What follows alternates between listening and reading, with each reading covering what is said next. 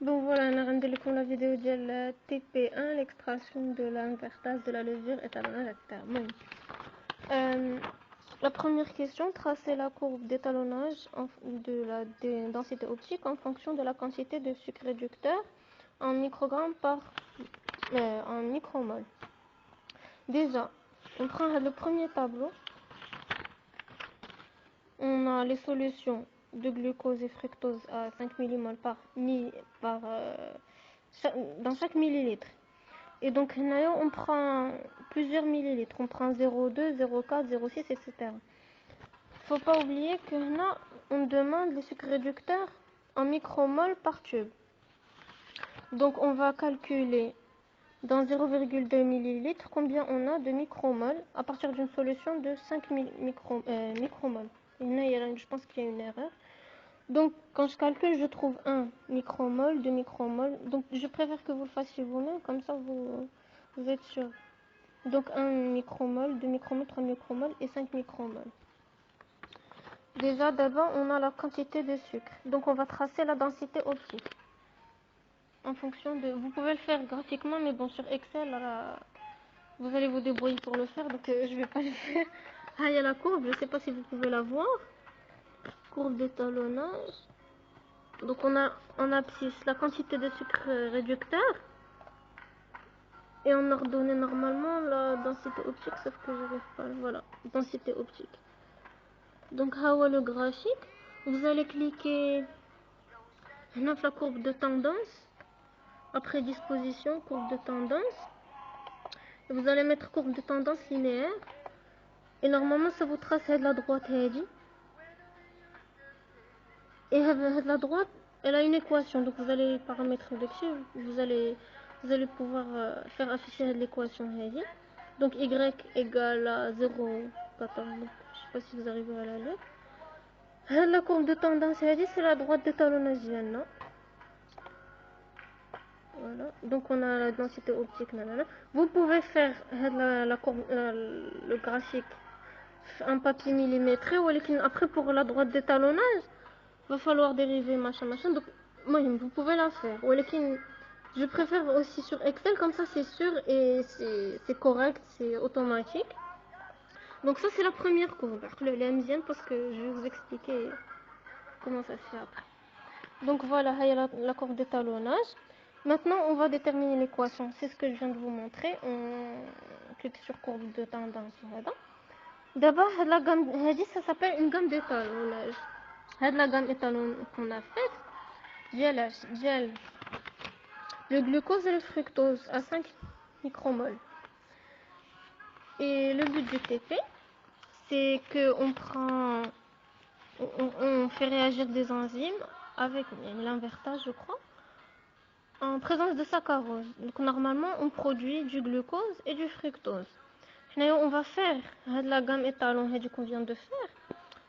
C'est pour connaître les concentrations. Donc vous savez très bien, toujours quand on fait un TP, les courbes d'étalonnage et tout ça, c'est pour obtenir une gamme étalon, et comme ça on peut directement, à partir de la densité optique, on peut déterminer la quantité de sucre, c'est-à-dire une concentration par exemple. C'est ce qu'on va faire ici. Donc ici on a les solutions.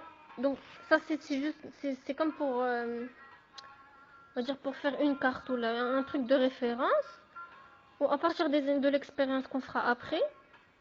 Donc on a fait après, on va pouvoir se référer à cette gamme étalon pour qu'on puisse déterminer des concentrations, c'est-à-dire la quantité de sucre réducteur. Donc voilà, on a fini la première question. On passe à la deuxième, déterminer l'équation de la droite d'étalonnage. Maintenant, à l'aide de la gamme étalon, c'est-à-dire ce que je viens de vous dire d'abord, dosage des sucres, déterminer les quantités des sucres résultant de la... Voilà, donc le deuxième tableau, donc voilà le premier tableau. Je vous ai expliqué avec les solutions de glucose, etc. Et d'abord, on a quoi? Le deuxième tableau qu'on avait fait, on avait mis en présence des solutions du saccharose, de l'extrait enzymatique, et on a fait varier le temps d'incubation pour chaque tube. Vous voyez? Et après, on a mesuré les densités, avec le reste bien sûr, et on a mesuré la densité optique de chaque tube. Et donc ici, on nous demande à l'aide de la gamme étalon, déterminer les quantités d'un invertage. Donc, qu'est-ce qu'on va faire? La gamme étalon, on a la densité optique et les quantités de sucre. Là, on nous demande la quantité de sucre. Sachant qu'on a déjà la densité optique d'incubation différente, c'est-à-dire de quantités différentes. On va rechercher la quantité à partir de la densité optique. Donc on aura les densités optiques, où est-ce qu'on va les placer? On va les placer sur le graphique. Donc on va prendre les différentes densités optiques du deuxième tableau. On va les placer là et on va lire l'antécédent dialogue. Donc vous voyez par exemple la première on a 0, donc le deuxième, le premier tube numéro 1, qui a un temps d'incubation de 1 minute à 30 degrés. Donc quand on avait mesuré la densité optique, j'ai obtenu 0,567. 0,567, pardon. Donc ici, on va placer 0,567, mais attention, on a fait quelque chose de plus simple, c'est-à-dire on a déterminé une équation. Donc l'équation c'est quoi? Y, c'est la densité optique, et le X, c'est notre quantité. Donc on va faire, donc on a une équation à une seule inconnue, c'est-à-dire la quantité, donc c'est le X. Donc vous allez prendre pour chaque densité optique que vous avez obtenue dans le deuxième tableau, vous allez la placer pour trouver le X grâce à l'équation. Donc voilà, on a résolu la question à l'aide de la gamme étalon, etc. Déterminer les quantités, après les différents temps. Donc vous allez faire la même chose pour le reste. Vous prenez la densité optique pour chaque tube et vous allez utiliser la droite d'équation que vous allez obtenir. Moi c'est celle que j'ai obtenue. Et donc après vous allez... Bon, j'ai trafiqué une valeur parce que sinon j'allais pas m'en sortir. Et sinon, on a tracé la courbe de DO en fonction du temps d'incubation. Ça aussi, c'est banal. On prend les densités avec les temps différents, les temps d'incubation. C'est la même chose que pour le premier tableau. On fait la même chose pour le deuxième. Donc, il n'y a pas de calcul, il n'y a rien de recherché. Donc, vous pouvez aussi le faire sur papier millimétré.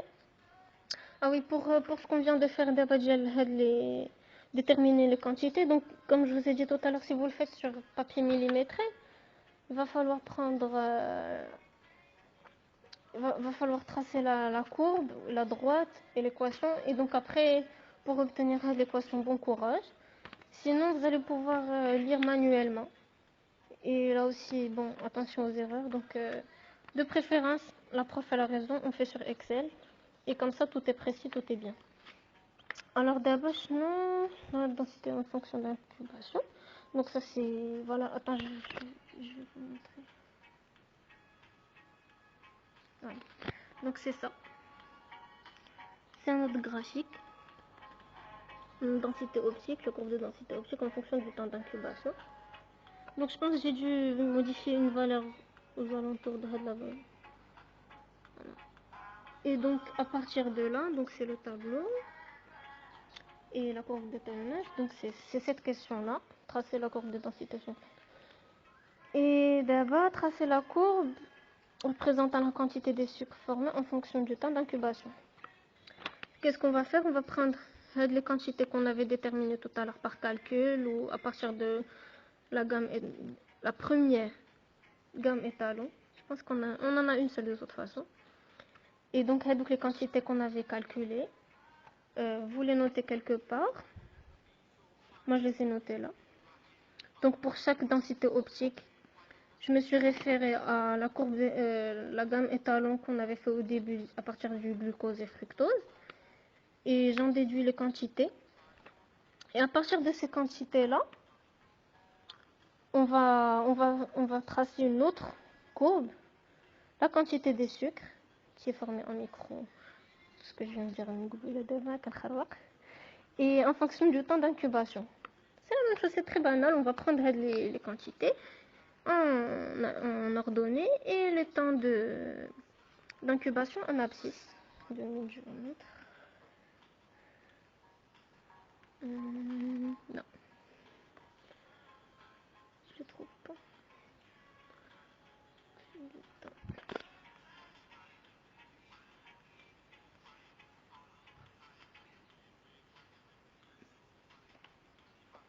Il est là. Quantité déterminée. Résultat de l'inverteur.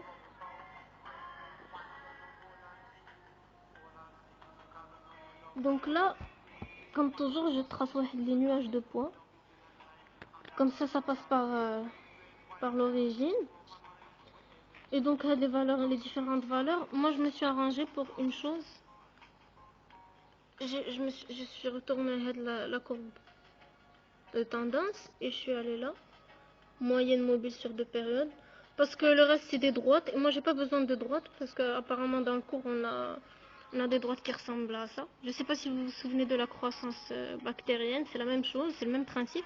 Bah, c'est de la cinétique, donc c'est une réaction qui commence au début avec une vitesse. Et après, une vitesse qui commence à se ralentir. Là même, on a un déclin. Je sais pas si vous pouvez le voir. Donc voilà. Et la courbe هذه. Donc on a les nuages de points, etc. Et donc j'ai tracé une courbe. J'ai demandé à Excel de le faire. Donc si vous n'avez pas Excel, je ne sais pas comment vous pouvez le faire. Sachant que c'est très difficile. On a des points complètement... Ils sont passés différemment. Donc bon, de préférence faites-le sur Excel. Comme ça vous êtes tranquille. Et donc maintenant, il me reste la dernière question. Donc on a tracé cette courbe. Et à partir de cette courbe, on va déduire la vitesse initiale de la réaction. Nanana, sucre réducteur libéré par minute.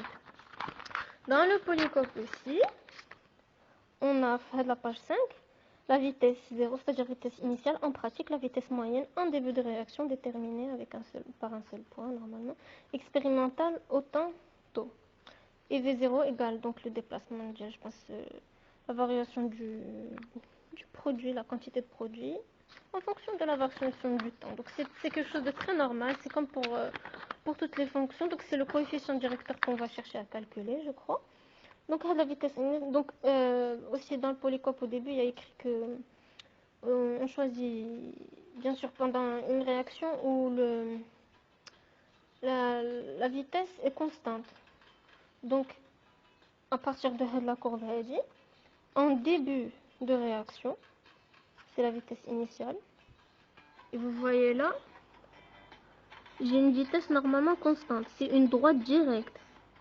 Donc je pense que je vais prendre 2 points. Et je vais tout simplement faire YB moins YA sur XB moins XA. Et ça va... Attendez. Et donc il y a... Oh, je vais obtenir un coefficient directeur. Et ce coefficient directeur, c'est quoi? Donc normalement, je vais faire quoi? Je vais faire 10 micromoles sur un temps. Et donc c'est une quantité, c'est-à-dire une réaction... L'unité devrait être micromoles par minute. Et donc c'est une vitesse. Et la vitesse initiale en début de réaction, donc c'est ça. Je crois. Donc il y a la réaction diana, la vitesse en général, globale au début. Donc là vous voyez elle est constante, mais là ça commence à devenir un petit peu différent. Donc ici quand c'est constant, je peux prendre n'importe quel point. Je vois bien que le coefficient directeur est le même, donc la vitesse elle est constante. Je vais prendre 2 points et je vais calculer le coefficient directeur de cette, comme si c'était une simple droite. Et donc ça va me faire obtenir un coefficient directeur qui est ma vitesse initiale. Bon, j'espère vous avoir aidé. Ou je vais essayer. Bon, vous faites passer la vidéo si vous voulez, j'ai pas de problème. Et voilà, bon courage.